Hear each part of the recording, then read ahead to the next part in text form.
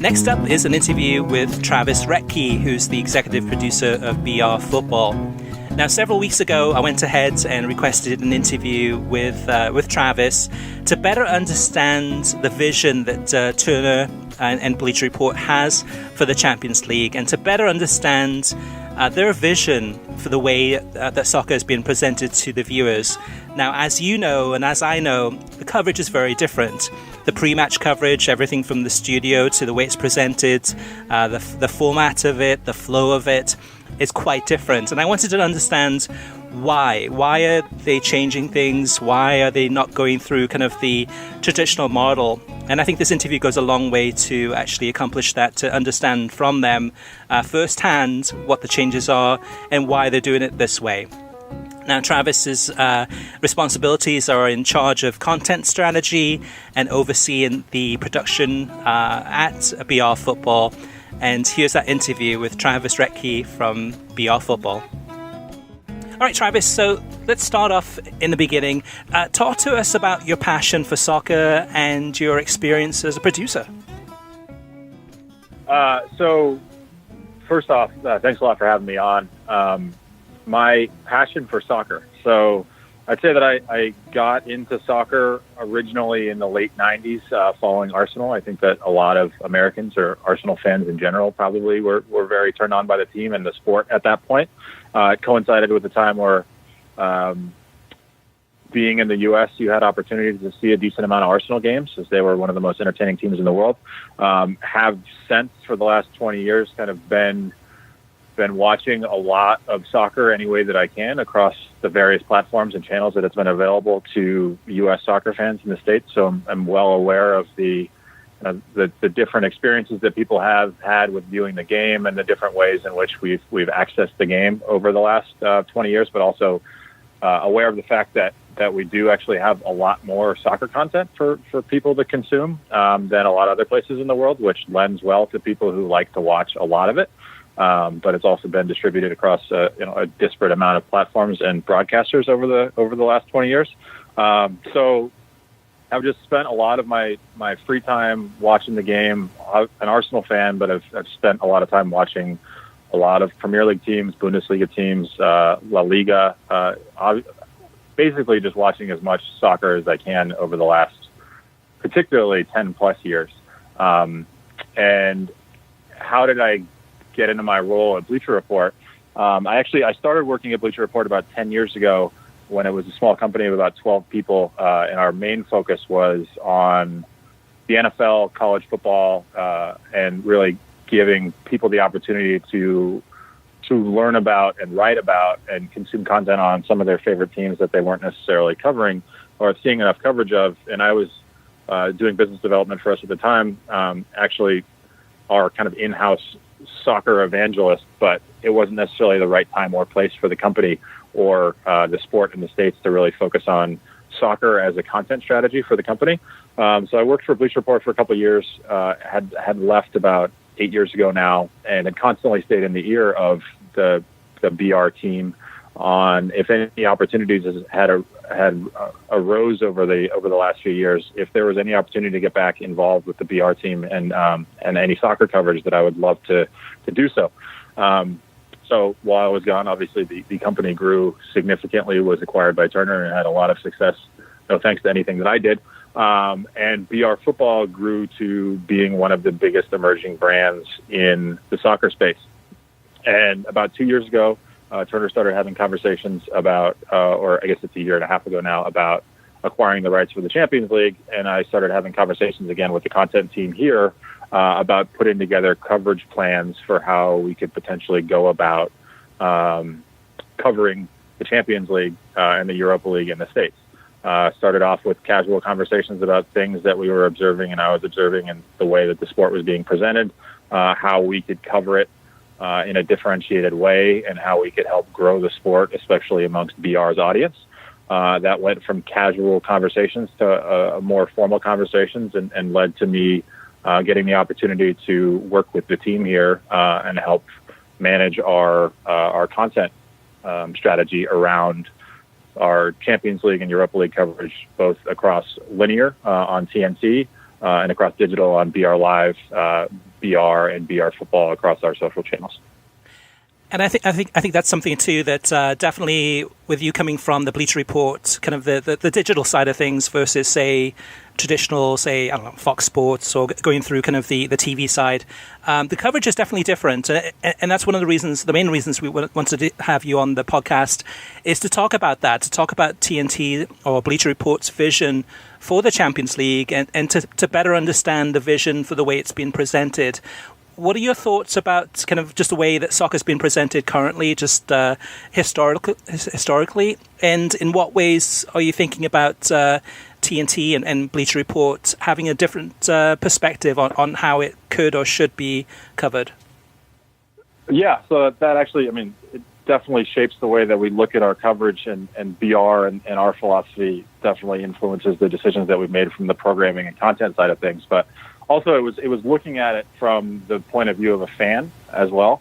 So traditionally, soccer, the way that it's been covered in the States, it's a very linear-driven, appointment-based viewing concept. I think 10 plus years ago, we used to be able to not be able to watch Champions League during the day and DVR games and watch them at night. I used to do that quite a bit with friends, having friends over to do that. We could get away with being able to not see the scores and kind of suspend the reality until 8 hours later when you watch the game. But for the most part, if you are a soccer fan and you're in the States, I'm out based on the West Coast, you have to watch the games at a time that isn't the most convenient for a sports fan. So especially with the Champions League, you're watching it in the middle of the day, whether you're at school or at work on a second screen, whether you're ignoring work or ignoring school or you're going out to the bar to watch the game with fellow fans for a couple hours. And on weekends, you're watching it early in the mornings or mid-morning before your day starts. But that doesn't necessarily lend well to growing the game amongst the casual audience, or even getting people who are somewhat interested in the sport more interested in the sport.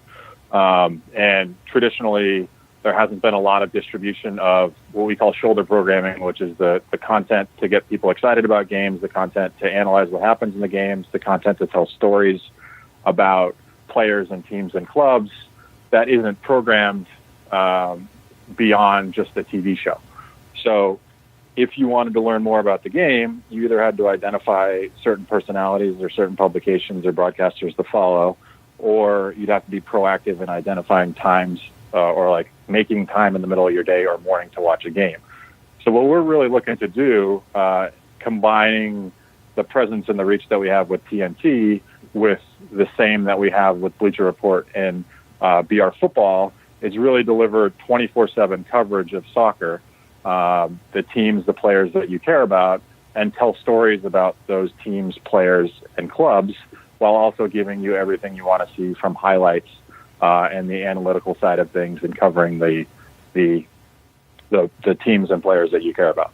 So the way that we think about our studio show is, because the studio show is running at 9 a.m. Pacific, 12 p.m. Eastern on Tuesdays and Wednesdays, we realized that some people are going to sit down and watch that, but there is a way for us to reach a significantly larger audience and a more casual fan base by creating content segments and highlighting certain aspects of the game that work just as well for a soccer fan or a sports fan to connect with and watch that content on our social platforms, whether it's on Facebook, whether it's on Instagram, whether it's on Twitter, whether it's on Snapchat, whether it's on BR Live, where we're streaming the games. We think about a strategy of the content that we're creating and think about where we can best program that across all of our platforms, or how we can do that. Now, watching the BR Football coverage, really everything is different when you think about it. We have BR Football, you have an hour or close to an hour, as opposed to, say, 45 minutes with Fox last season with the old schedule where we had games at 2:45 Eastern. The studios. Yeah, I think we benefited greatly from that 10-minute time change. It helped us out a lot in terms of being able to put some stuff in there. Yeah. And also the two game window, I think, is great for a fan experience as well. Definitely. So the timing is different in terms of having more time to do some pre-match analysis. The studio is completely different. The design of the set, even down to the clothes that people are wearing, even down to the personalities. Yep. Just even the way the flow of the programming is different too. And I definitely applaud TNT and Bleacher Report for trying different things. What's your thoughts so far on how well it's been done, and is there an opportunity to raise the bar and make even more kind of fine tuning to make it even better? Yeah. So to answer that, I think that the way that we present the show and the way that we want our talent to dress, or the way that we want to put forward the way that we talk about the sport, is, for me, it's all about comfort and making the talent comfortable, making sure that the conversation on the set flows well, and making sure that people are talking about what they want to talk about. For me, what's most appealing and interesting to listening to people who know what they're talking about talk about soccer is authenticity. Like, we don't want to force talking points upon people. We don't want to force opinions about people. We just want to give our talent the opportunity to talk about the game that they love, and do so in a way that is insightful, and that's interesting to fans and casual fans of the sport, who are interested in what they have to say. I think with the presentation of the studio, like you said, it's different. For me, we want the studio to be understated, to put the emphasis on and the interest in the people who are there talking about the sport, because they're the ones who matter. Obviously, it's important for us to show you the highlights and the image of the game that are important to people, but it's also important to give those guys the opportunity to be the stars of the show who bring you their opinions. I think in terms of the content of the show that we've created, I think we're doing a great job right now of creating content that appeals to people who might not necessarily be diehard fans who are interested in the sport and want to learn more. I think I'm really proud of and excited about some of the storytelling that we're doing, some of the stuff that we're doing with Fernando on site, and really delivering what it's like to be on location and tell you about the culture of some of these cities and these fan bases, and kind of transport our audience to most of us won't have the chance to actually go out and see a game in Europe, to give them the opportunity to see kind of how crazy some of these stadiums are, how awesome that experience is, and how passionate some of these fan bases are. I think in terms of something that I'm very sensitive to, given the amount of soccer that I watch and the amount that I care about good analysis, and something that you guys are definitely sensitive to as well, is I think that we can get better in terms of prepping our team and getting the guys in a better place to be able to have some more in-depth analysis on some of the games, both in pregame and postgame. I think that that's something that comes with getting people more comfortable with one another. That's both on camera and our team just getting more reps and more comfortable. But I think it's also just creating good topics for people, and good analysis tapes or situations for guys to have more in-depth conversation about stuff that people like us as soccer fans want to hear. I think that it's gotten better, and it's something that we're constantly working on, but it's definitely something that I see us needing to continue to get better week to week. Now, with everything being so different, the set, the talent, you name it, across the board, was that something that was done because that was based on research, or was kind of the thinking within BR, Bleacher Report, or was that kind of a top-down kind of directive? Okay, we need to do things differently, or is it change for change's sake, or was there a kind of a blueprint that went along with? Because it is vastly different for the viewers that are tuning into these games. It's actually, there's a lot of inputs. It's inputs from internal inputs input from conversation that we've had with fans, how we see what kind of content performs well on our social channels, and then just talking with the team at Turner, who, in my opinion, puts out the best sports show out there with Inside the NBA, and talking to the production team there and seeing the philosophy around how they put shows together and how they manage talent. And obviously, the guys that they have on that show have been working together for a long, long time and are the best at what they do. So it's not like saying that we're going to do Inside the NBA for soccer, but there's definitely a lot of things that we learned from them. And our approach and the way that we're going about doing this coverage, I view our coverage, and not to make a business analogy with it, but what we're doing is it's basically a startup. So we have ideas, we have vision, we have a vision for what we want to do, but it's very much in the BR and BR football way of creating ideas and content that we think that will work, seeing how people react to it, see how it works out in play and practice, and make adjustments to make sure that we're creating the best content experience for the audience that we want to reach, which is, in this case, we want to create something that soccer fans are excited about and feel like they're getting the depth that they want and need from coverage, but also creating something that makes the sport more approachable and interesting to an audience who wouldn't necessarily have spent 2 hours, or in this case, 6 hours watching soccer on a Tuesday or Wednesday afternoon. Now, the other big change too is the two studios, and in regards to the LA studio, was that done out of convenience for Stu Holden and Steve Nash, or was that part of a strategy thinking in terms of just having something different? So, to me and to us at the BR team and Turner team, we see LA as the cultural epicenter for the sport in America. I think if you look at footballers' Instagram accounts and social media accounts over the course of the summer, they're all going to LA when in their off season. I think that when Lukaku signed with, or when Pogba signed with United, or it was Lukaku signed with United, sorry, they were on a rooftop in Hollywood or Beverly Hills a couple of years ago, high-fiving each other and being really excited about them playing with one another.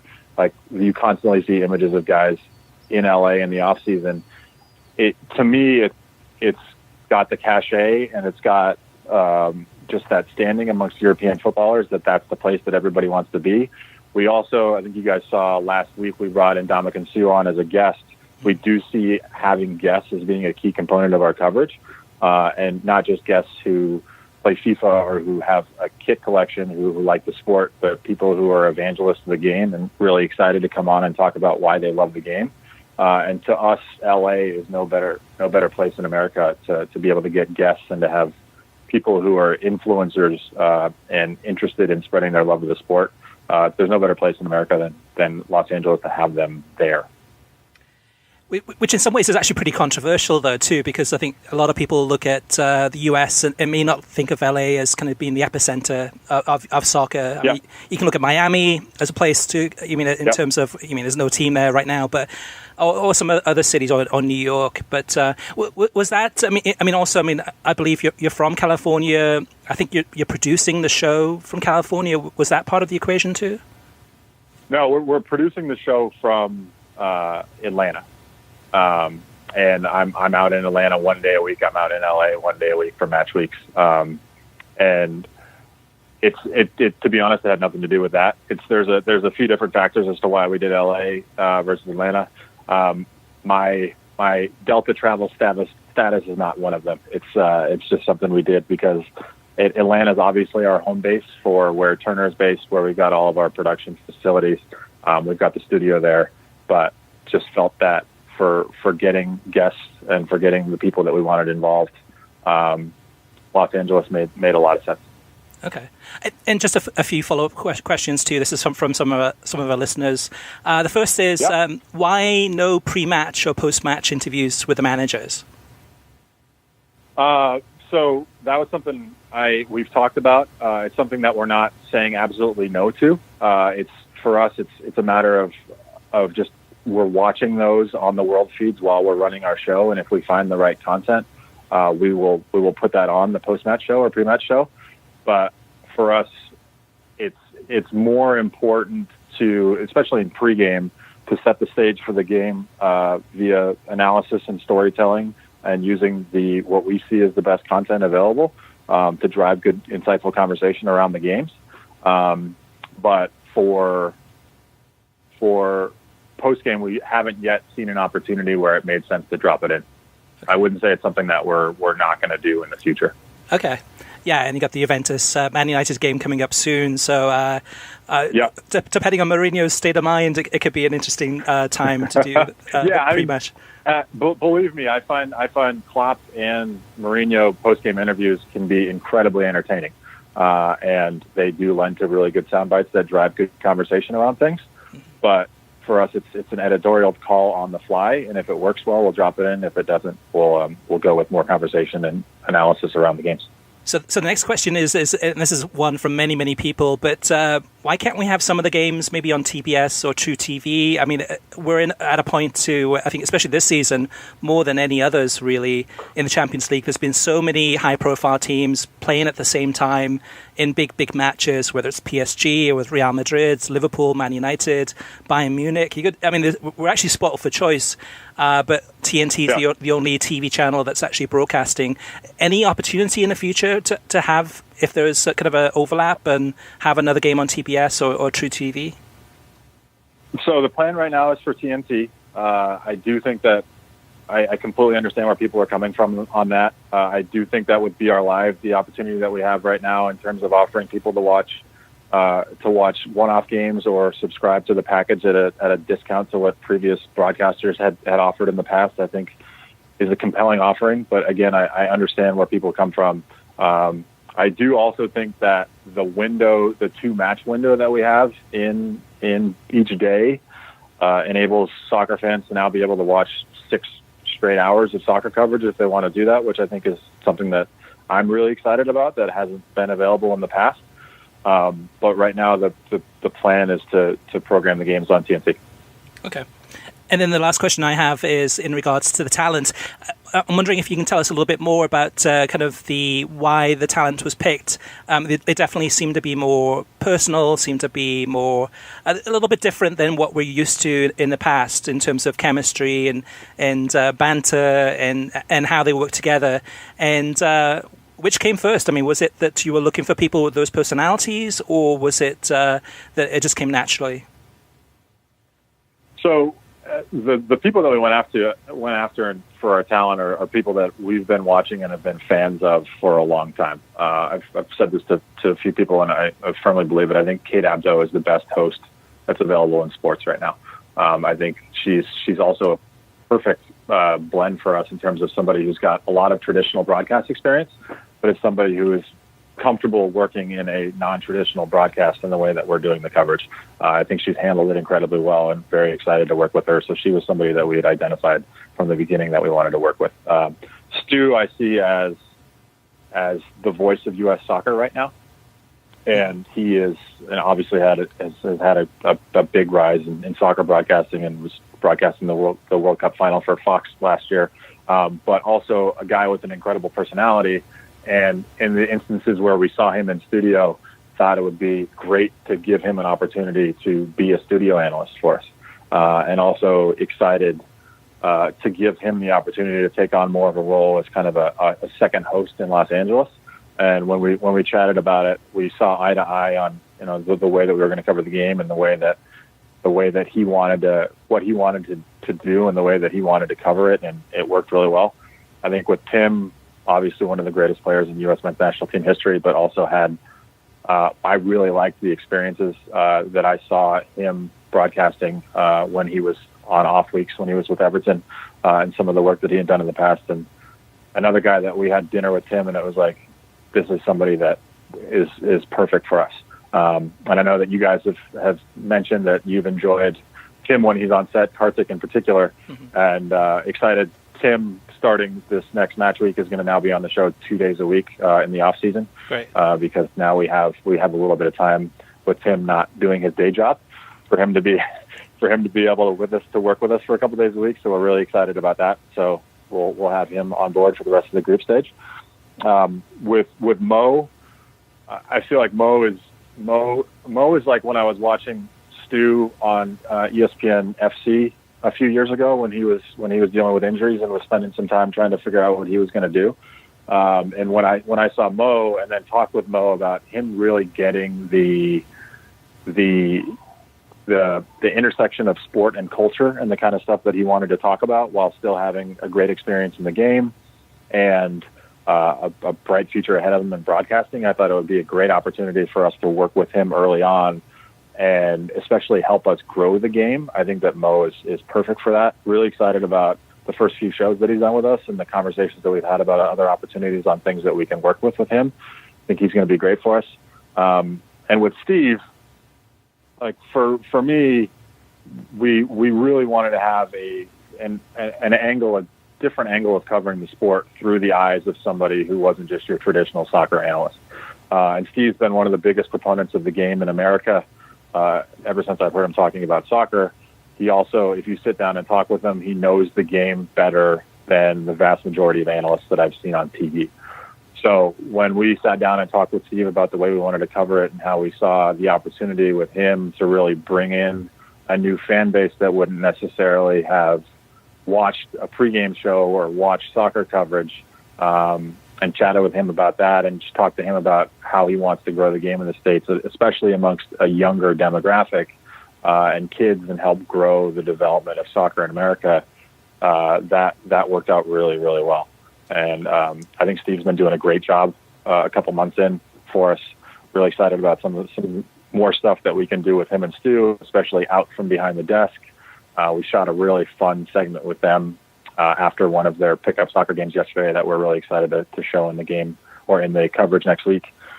But that's kind of the philosophy behind who we had. I also think that this of any group of analysts that I've seen on TV, like Stu and Steve, obviously are very good friends on and off the screen. But you can immediately see their chemistry and how well they get along with one another. I think that everybody else, like the Atlanta studio, now that we've got a cohesive unit there, we've definitely seen improvements week over week with those guys' comfort level with one another. And just really excited about getting more shows with them all together and the conversation that can come out of it. Yeah, most definitely. And actually, you just raised one point that I wanted to just to follow up on, talking about the intersection between culture and soccer, or culture and sports. Do you think, in a way, though, too, that there's two separate audiences? There's maybe one audience that's more social media driven. Maybe it's more the kind of into the culture as far as what the athletes are wearing, versus, say, maybe it's an older or more traditional audience that's there just to watch the games. And what are your thoughts on that? Yeah, so this is something that I'm very sensitive to, and that I mentioned a little bit earlier, but something that I'm constantly thinking about in the way that we do our show, and the way that we've create our plan around what we're going to cover each week is we do it with two audiences in mind, right? And that's the audience of people who are tuning into the game to watch the game. Either the team or player that they're fascinated with and really excited about, or just to watch it because they love the sport. And what we need to do is we need to make sure that those people are getting what they need. We need to make sure that they're getting the analysis that they need, the news that they need, the coverage that satisfies them as a soccer fan. And for me, you can do that while also creating content that is interesting to an audience beyond them. So I think that even a diehard soccer fan is going to be interested in learning about Neymar's tattoos and his life story through those tattoos. Or a casual soccer fan is going to be interested in something like the Pep piece that we did, that I think is one of the most candid interviews I've seen Pep do about a month ago, because of the way that it was visually presented and he told interesting stories about what his philosophy was. So there is content that we can create that can cater to both audiences, but I also feel like if we set up our talent to have conversations where they're talking about things that they're passionate about, and going in depth and talking about a particular play or player or tactics or formations, I think anybody's going to be engaged by somebody who knows what they're talking about doing so in a passionate way. Mm-hmm. So I also think that with something like we're doing with the Champions, which I know that it might not necessarily work with all demographics, I think that it is one of the best performing things that we have right now on our social channels, and it's doing really well, and we're getting very positive responses from diehard fans and casual fans alike. But I think that if we create content and a show that appeals to a broad audience, and we go deep enough that our soccer fans who are more traditional or excited about our coverage or like the things that we're saying or the way that we're covering things, that they will then be a little bit more open to some of the other content that we're programming, or at least that's my hope. And that's what I would think is if our audience is happy with what we're doing, they will give us more leeway or more an open mind to test out new content, or give us a little bit of an opportunity to try new things for them. Mm-hmm. And you mentioned before too about being a startup, kind of a startup philosophy. In a way, do you see you guys as being trendsetters in terms of the way you're integrating social media with traditional television? Yeah, I mean, I don't necessarily wouldn't call us trendsetters, but I'd say that we're definitely doing something that's differentiated from anything that's been done before. I think that, and the reason we're doing it is because we don't think that the way that it's been done traditionally lends to growing the game to the extent that we want to. I think that soccer is the biggest participation sport in America for kids, right? It's the second biggest sport for a young demographic. I think it's for the teens and early 20s, but at the same time, the sport's not being presented to them in a way that's best for them to consume it. I think that kids can't watch TV in the middle of the day at school, but they can check their Instagram feeds, they can check their Facebook feeds, they can check Twitter and see and engage content that way. So it's important for us to deliver the sport to people who are interested in it on whatever platforms we can. And one last question, I promise. And that's about, coming from a Bleacher Report background and knowing Bleacher Report as I do in terms of all the metrics, all the data points, all of the analytics, looking at all these different data points from social media, from the web.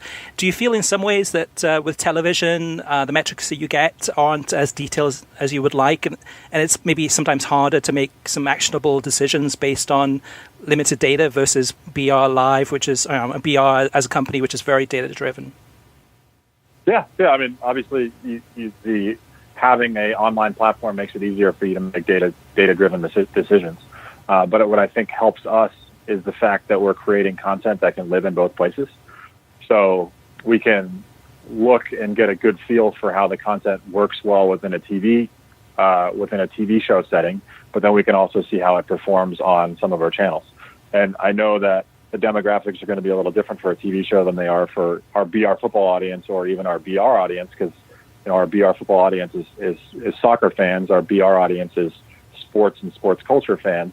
So that's not going to give you a true read, but it's relying upon how things perform within the show, how they feel to us as the creators of the show and fans who know the sport, and then how it performs on social, and kind of combining all of that to then drive our content decisions.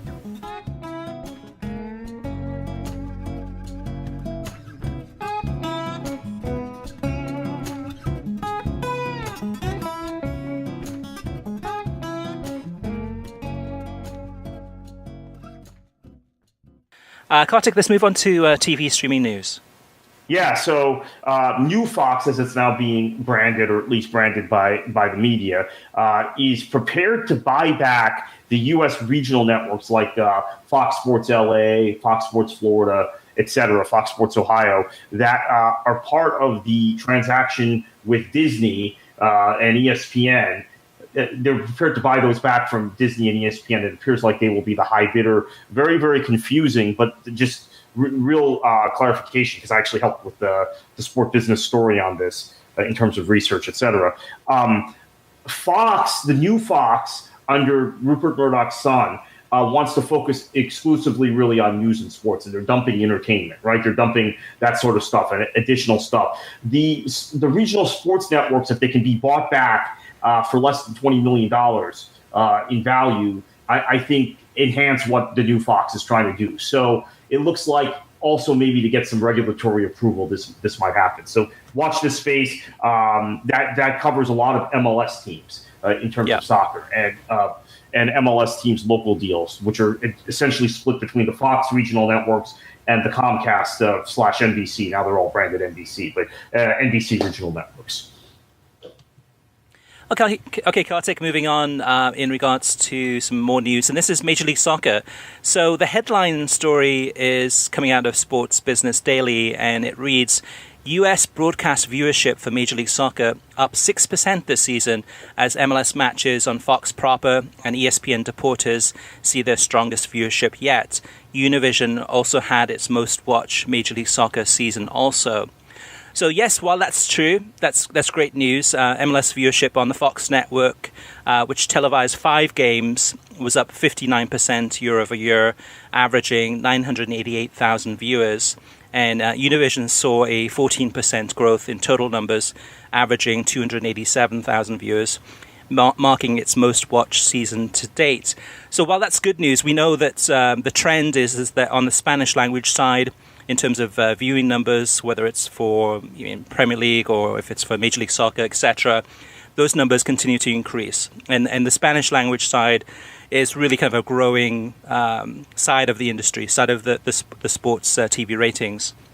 What this headline really kind of masks, though, is that the MLS viewership on Fox, the big Fox, the over-the-air network Fox, really inflates the numbers artificially, because what the story doesn't tell you is that the viewing numbers on FS1 for Major League Soccer are down, as well as on ESPN they're down compared to last year. And the only reason that the numbers actually overall are up 6% is because the over-the-air Fox numbers were artificially stimulated or artificially inflated by having those Major League Soccer games on immediately after World Cup matches, where soccer fans might be partying, might be having the TV left on, not even watching the game perhaps. So some of them may be watching the game, but really kind of trying to take advantage of that situation, which there's no problem with that. I think it's a good strategy. My kind of concern with it is that short term it helps the numbers. Long term, it's not helping them, because if you look at the World Cup numbers and what that Major League Soccer got, and over 1 million viewers for some of the games, you would expect a lot of those fans now to be hooked on Major League Soccer, and that the FS1 numbers would be up. Well, the FS1 numbers are down, so there's an issue there. So people are tuning in, watching the World Cup, and then watching Major League Soccer games, inflating the numbers.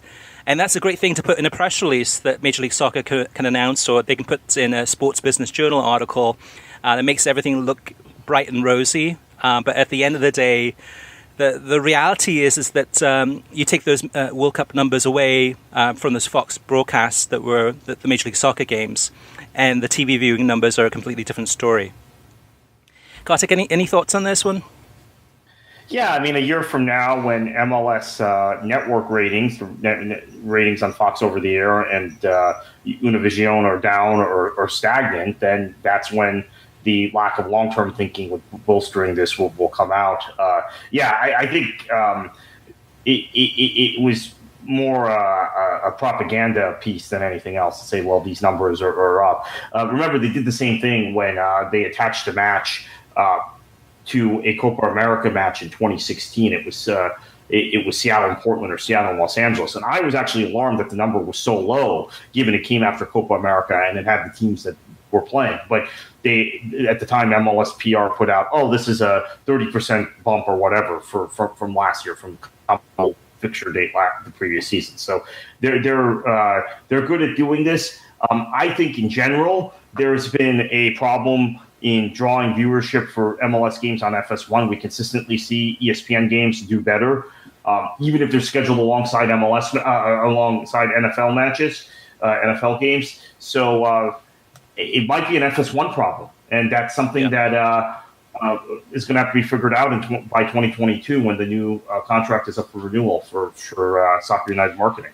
Yeah, the headlines for me from this story, I'm worried about our ESPN and FS1 numbers going down, and especially FS1 numbers, which are lower than ESPN numbers. So there's an issue with the English language side as far as numbers not increasing. And part of it is the calendar. I mean, part of it is just the scheduling. But still, there's enough games played throughout the entire year to boost those numbers, even when this time of the year is kind of crazy in terms of all the college football and NFL football happening. And MLS is really they're in a catch-22 in a way, because I have to say no league on the planet. Then again, there are a lot of other sports I don't watch, so maybe I should say no football league on the planet is as accessible in terms of its ability to cut highlights quickly, and if a goal happens, you see it 5 minutes later on the internet. From an official channel, not from an illegal stream or streamable or one of those things. Then Major League Soccer. I mean, if you are not watching the match on ESPN and FS1 and you're on your on Twitter or you're on the internet, you see the goal 5 minutes later. So, and I realize they have to do that to maintain interest. At the same time, it's a disincentive sometimes for me to watch the game live because I'm saying, okay, if Portland scores a goal, I'm going to see it soon enough anyway. Yeah. So Social media wise, that's a credit to MLS Digital. They're great at that, but they do the TV product. Yeah, MLS Digital is killing it as far as the social media. Absolutely. I mean, that whole game. I mean, they own that space and they do a fantastic job. My concern is about national TV ratings and those numbers decreasing, except for games that are played right after a World Cup. And so we'll have to wait and see next year to see what those numbers are like. I mean, they will have the Women's World Cup and the Gold Cup, but it's going to be more challenging to schedule those games. I mean, the U.S. women's games will definitely draw huge numbers. I tell you, it's going to be really difficult also, Chris, because the tournaments are going on at the same time. They might have Women's World Cup matches bumping up right against Gold Cup matches. So they may not, unless they try to do a triple header or quadruple header or something. So it's more challenging, the scheduling, than this past summer. True. All right, Kartik, so we've got some news next about La Liga, which will be of interest to listeners in the US in terms of what's going on and the chances of this Barcelona-Girona match happening or not. Yeah, so Gianni Infantino, I think a lot of people probably caught this already, has opposed La Liga plans formally, saying that following a request of guidance from the Spanish FA, U.S. Soccer, and CONCACAF, which are the governing bodies concerned with this, the council emphasized the sporting principle that the official league matches must be played within the territory of the respective member association. FIFA statute suggests that they are able to block La Liga's plans. Article 71 says the governing body may take the final decision on the authorization of any international match or competition. Now, Javier Tebas and La Liga dispute this. I was in the room. Tebas is going to be back in South Florida in a few weeks for SoccerX, so we'll see what he has to say then, although La Liga has taken action more immediately, as you're alluding to, Chris. Tebas claims that FIFA has no jurisdiction over this. Infantino saying under Article 71 they do. So we've got a standoff, and now La Liga, Chris, as I think you're alluding to, has launched a media campaign as of this week to try and get American fans engaged with the idea of La Liga match on American soil. So this thing is continuing to play out. This has become very, very dramatic. I think, again, perhaps I said it last week or the previous week, sometime recently on the podcast I mentioned, my belief is that this is not about Girona and Barcelona. This is about future matches. This is about moving Champions League matches to Miami or New York. This is about the possibility of the Premier League playing matches in China or Australia. This is about closing the Champions League potentially, making it, or closing a European Super League. All of those potential principles that could use this one match as precedent. I think it has to do with that. It has nothing to do with Girona and Barcelona playing in Miami. And I don't think anyone at the FIFA level really cares about that. They care about if we allow this precedent set. It's just like U.S. law, right? Yep. If you set a precedent in some sort of legal matter, what are the consequences down the road? I think that's what's going on here. I agree, but I think it's bigger than that. I think it's all about the NFL, and I think with NFL getting into London soon to have, a lot more games being played there, but also probably soon to have a team in London. That this is really more about global sports viewing, and La Liga making a very, very aggressive push in the United States to start bringing games here and competing against the NFL and just trying to make sure that they have that global audience. And yes, it has a big impact on the Premier League with their efforts to try to get games played in the US, although that looks unlikely. It's all about the world sports and the world's TV viewing audience. Now, the campaign that you mentioned, Kartik, was actually launched this morning. So it's called Bring Us the Game, or Bring US the Game. And let me just read a little bit from the email that came through this morning from Relevant Sports. And it says, we have some big news.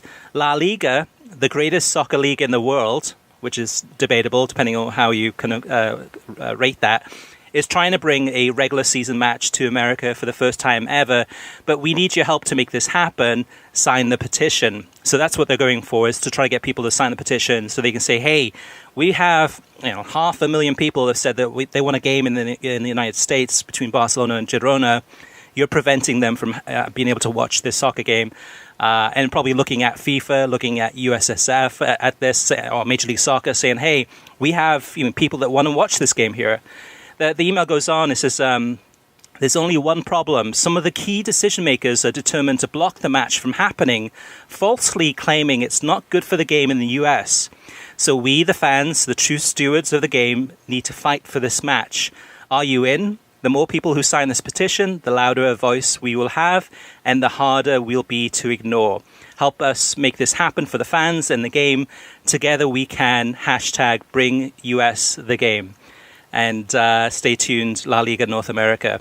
So really aggressive push here from La Liga and from Relevant Sports to make this happen, to get the petition signed, and to really push this in the faces of FIFA, of CONCACAF, of US Soccer, and of Major League Soccer to say this needs to happen. Whether it'll happen or not, we'll have to wait and see. I'm not going to predict this one, but it is very, very interesting.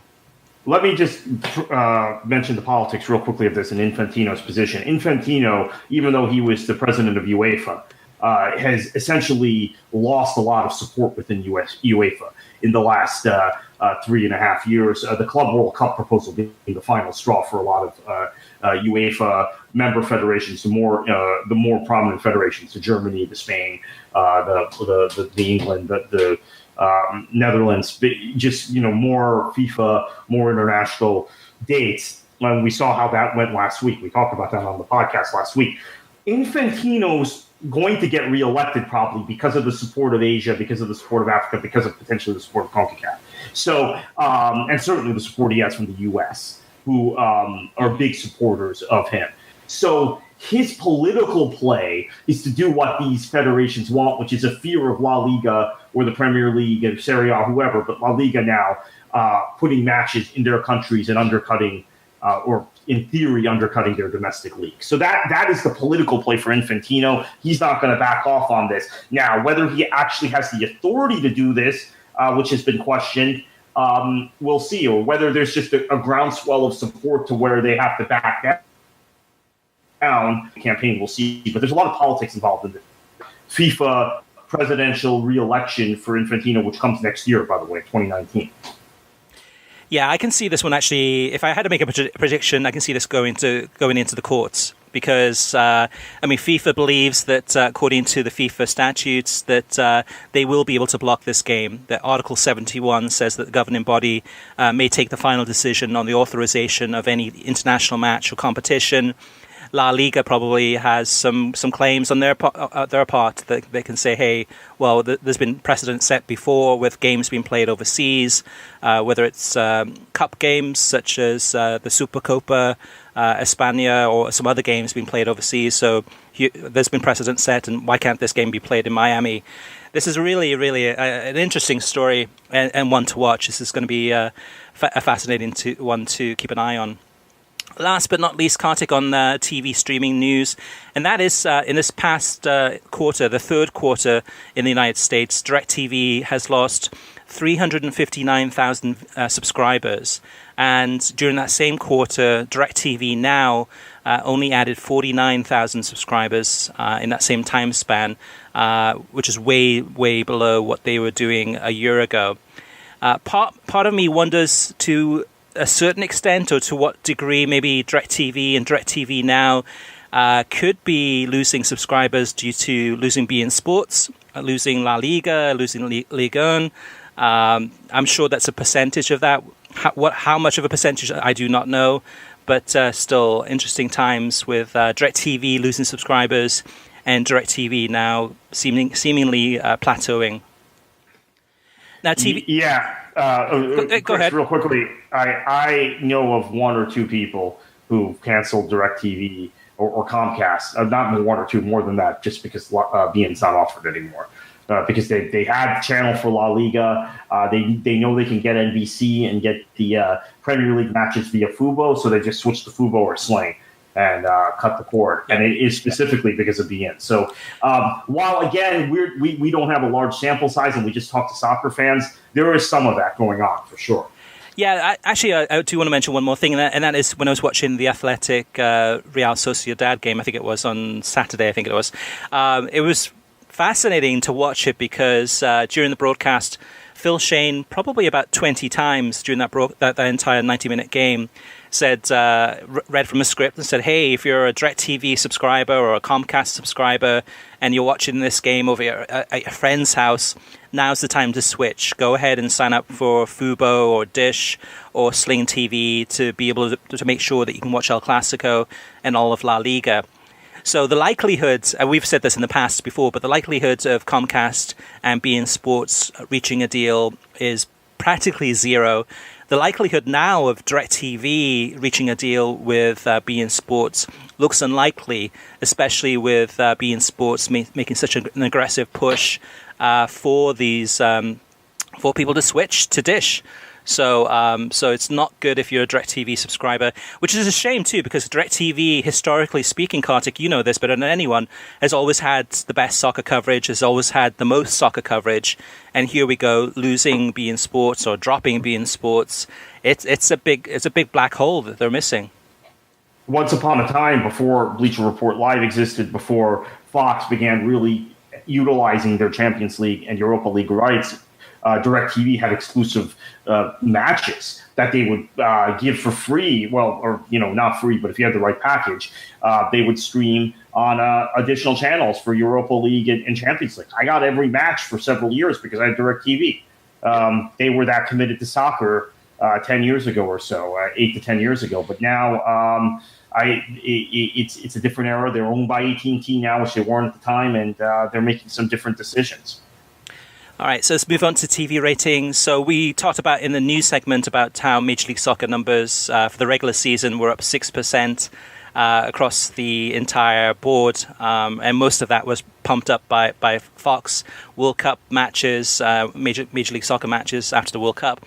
Well, here's an example of something that's a good example of FS1 and really disappointing MLS numbers, and that is the Decision Day broadcast. The only game out of all of them that was on television was Sporting KC against LAFC. This was on FS1, and the viewing number for that game was so low that it didn't even register in the top 150 games programs on Sunday on television. So we have no idea what that number is. If we had a guess, it's probably less than 100,000 people that watched that game. So that's really disappointing. And unfortunately for MLS, they've done Decision Day for competitive purposes and then tried to brand it. They're doing what other football leagues in the world do, which is simultaneous kickoffs, which I like. But it's unfortunately making programming decisions difficult because what's happening is that do you show the best teams? Do you show Atlanta or the Red Bulls? Or do you show the game that's going to impact who makes the playoffs, which then would be involving some very mediocre team because 12 teams make the playoffs. They may this time they went for kind of a strange solution, which was Sporting and LAFC, two teams fighting for top seed in the Western Conference. If that's what you would look at, or seeding in the Western Conference, and it just didn't pay off. So the programming decision becomes tough because it can only show one game in that window while there were 12 simultaneous kickoffs or 11 simultaneous kickoffs, and they maybe they picked the wrong game, or maybe there's not much left to play for. I mean, there was very little on the line on Decision Day, right? I mean, I guess the ultimate question was whether the Red Bulls or Atlanta won the Supporters Shield and whether LA Galaxy or Real Salt Lake made the playoffs, and that was it. There wasn't much else. Yeah. I think this is one of those examples where like a whip around show would have been good. It's more expensive to actually do to pull off, but that would have been something where they could have gone to the LA Galaxy match and see kind of just all the the players on the floor, in disbelief that they didn't make it through, or go into some of these other games where, the Atlanta game, for example, and just how they fell apart and back and forth. I think that probably would have had a greater viewing number. Yeah, there was a lot of drama. There was definitely drama, but it just didn't show it. Exactly. Some of the other numbers, so El Clasico, we don't have the Spanish language number yet for beIN Sports and Espanol. But we do have the English language viewing number, and that one was 181,000 people tuned in on Sunday from 11:15 a.m. to 1:15 Eastern Time. Usually, beIN Sports en Español is usually about 2 to 3 times bigger number than the English language side. So we're roughly speaking, probably, if I had to guesstimate based on experience, is probably about 450,000 viewers, so maybe 450, 475 for the game, which is far below previous years where we've had 1.5 million, I think it was one year, and 1 million another year. This is way down for La Liga. Some of the other numbers that came through, there's a whole ton of numbers, so we won't go into detail about every single one of them. We will have the full list at worldsoccertalk.com. Some of the Champions League numbers, the Barcelona-Inter game from a couple of weeks ago on TNT had 216,000 viewers. PSV against Spurs, 138,000 viewers. AEK Athens against Bayern Munich on TNT, 138,000 viewers also, so some low numbers there. Milan against Sampdoria on ESPN on Sunday. This is from 1 to 3 p.m. Eastern, 122,000 viewers. So for Serie A, the numbers are much greater than they were last year on beIN Sports, but they're not going through the roof. And the Champions League numbers are, I don't know, to me pretty flat. But we'll have to wait and see what the next numbers are like. All right, so let's move on to listener mailbag. First up is Alexander. And Alexander says, I also noticed an improvement for the TNT coverage. One thing that could improve the coverage would be to exclusively have Stu Holden and Steve Nash for the halftime show. The main studio could join in for pre- and post-game. With only 2 commentators for discussion, they would have more time for in-depth discussion as well as for the many commercials. I do wish TNT would show some of the Europa League games. Some of them are quite entertaining. In a future podcast, can you guys make comments about the new DAZN streaming service and your thoughts on it? What are your thoughts on the Asian leagues? I also noticed that ESPN Plus added the Indian Super League. Personally, I hope the AFC players develop more to make the World Cup more interesting. Europe and South America have a monopoly on World Cup wins, and it would be nice to see other regions become more dominant. So a lot to cover there. Kartik, any thoughts on any of Alexander's comments? I think it'll be interesting to see if there's more interest developing in Asian football or in Asian leagues in the United States. Historically, there haven't been. One World Sports for a while had multiple Asian leagues. It didn't really work out for them. Same thing in terms of the A-League, on and off the Fox channels for a number of years. The A-League in Australia hasn't really panned out. Now, DAZN he's giving a superior product and spending a lot of money. So let's see what happens there with that. In terms of the suggestion for TNT, I kind of like it because I think in general, Holden and Nash through the 3 weeks now of Champions League or 3 weeks of Group Stage Champions League have been more solid than the Atlanta studio. But we saw some improvements from the Atlanta studio this past week, and with Tim Howard there, it's totally different. So I kind of like that suggestion, but let's see what they do in match days 4, 5, and 6. So Country Before Party says, regarding last week's MLS ratings on ESPN and FS1, all Eastern Conference games were at 3 and Western Conference games at 5. I would have watched Atlanta against Chicago, but I was watching DC United book their playoff ticket. Not an excuse, just a factor. JP says ESPN's coverage of Major League Soccer has been nothing short of disastrous. Univision has been Major League Soccer's only real true network partner over the last 3 seasons. Time to consider other options once the contract is done. Anthony Bello says, hi guys, I would like to bring up a few things in the pod. First, on Kartik's comments on MLS TV ratings, why does anybody have to be a soccer fan or a football fan? Why can't I be a fan of both sports? We have a lot of sports in this country. They conflict, and you don't know how many games I have missed because games in other sports were at the same time. So why doesn't Major League Soccer just match the European calendar? It would be better for the league on the pitch and with the TV numbers. Not much is going on in April. Major League Soccer playoff games would get a lot more viewers going up against earlier season baseball games and early round NBA and NHL playoff games than NFL games. I also want to disagree with Reed Hastings. I don't believe New Fox and Netflix are going to be the winners in the future of the TV. The winners are going to be the companies that combine live programming with on-demand content. Keep your eye on the new Disney streaming service. If they combine all of their on-demand movies and TV shows with ESPN, that could be a winning combination.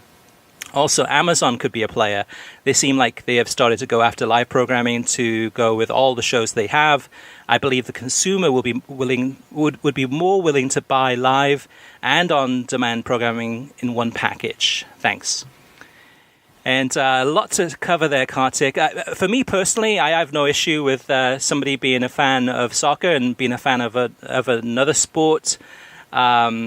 I think the discussion last week is about MLS TV ratings, and when those games are scheduled at the same time as NFL games, for a lot of families, it's a tough decision because historically speaking, they might have been brought up as a Packers fan, and their whole family is NFL fans, and now there's a Major League Soccer game on at the same time, and all the family are saying, okay, hey, let's put the Packers game on, and somebody's saying, like, hey, I want to watch the Chicago Fire game.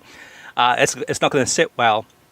But to me, a lot of it goes back to calendar, a lot of it goes back to scheduling, and it just doesn't make any sense that Major League Soccer still, year after year after year, goes through the same cycle, scheduling games right up against NFL games, or right at the same time as NFL games. It just makes no sense at all. Yeah, and actually my comment last week, I was reacting to one particular Philly Union fan who had written to John Tannenwald that he wasn't going to watch the Union because they were playing at the same time as the Eagles. And I thought, if you're really committed to MLS and to soccer, you wouldn't sacrifice this one Eagles game. But I see it both ways, right?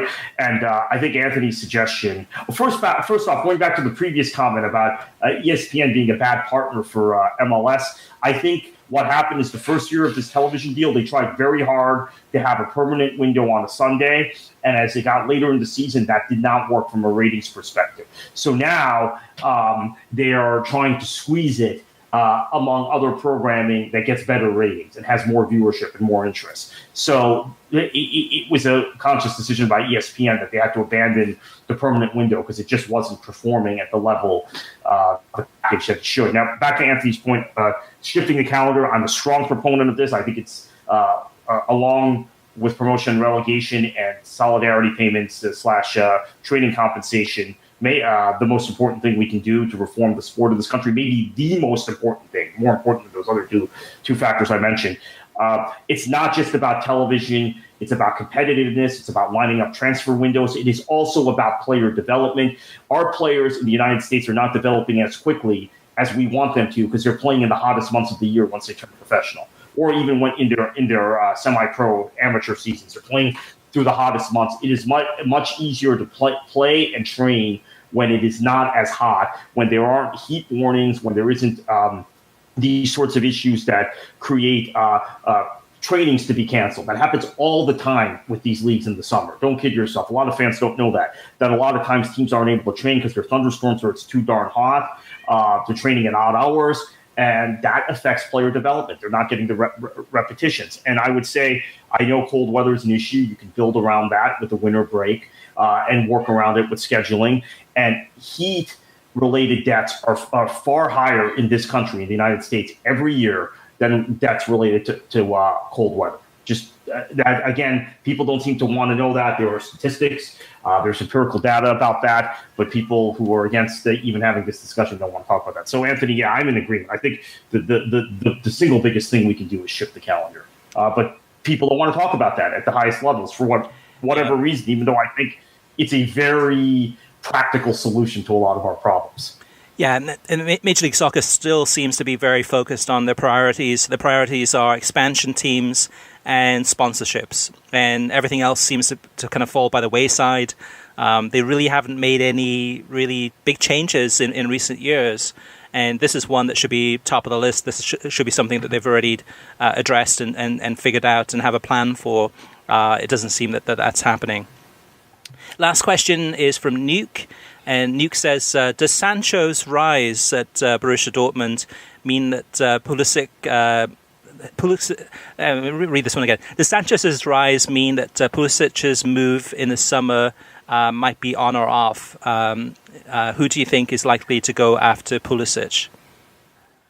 I think Sancho's rise, him being an English player, now a full English international, having gotten the senior cap in the last international break and having come through Manchester City's academy, means he's more likely to move to the Premier League, whether it's back to City or it's to Man United or Liverpool or somebody. As far as Pulisic is concerned, I like the look that I've seen from Dortmund when Pulisic and Sancho play together, and bringing in Axel Witsel in the summer has really solidified their midfield and giving really more running room and space for both those young players. And then up front, obviously, we've talked about Alcazar and what he's done since coming in from La Liga over the summer. But I think it probably means Sancho is more likely to move and Pulisic is more likely to stay at this point. Speaking at the beginning of November, maybe I'll have a different opinion in March, but I actually think it may solidify Pulisic with Dortmund for a few more years, which is probably a good thing for his development. I've been very nervous from a U.S. perspective about him going into the Premier League, and perhaps have Kagawa, Shaheen, and others when they've left Dortmund maybe at the wrong time in their careers. So we'll see. But I think Sancho's rise means Sancho is more likely to move because he is English, and it's easier to get him into the league, particularly after Brexit, when they're going to have to sign presumably more English players and less EU players. Speaking of the Bundesliga and Dortmund, the biggest game of the season in the Bundesliga is coming up on November 10th, which is the Dortmund against Bayern Munich game. Unfortunately, it's same old. It's Fox's schedule and college football getting in the way. So this game, the biggest game, Dortmund against Bayern Munich, is going to be on FS2.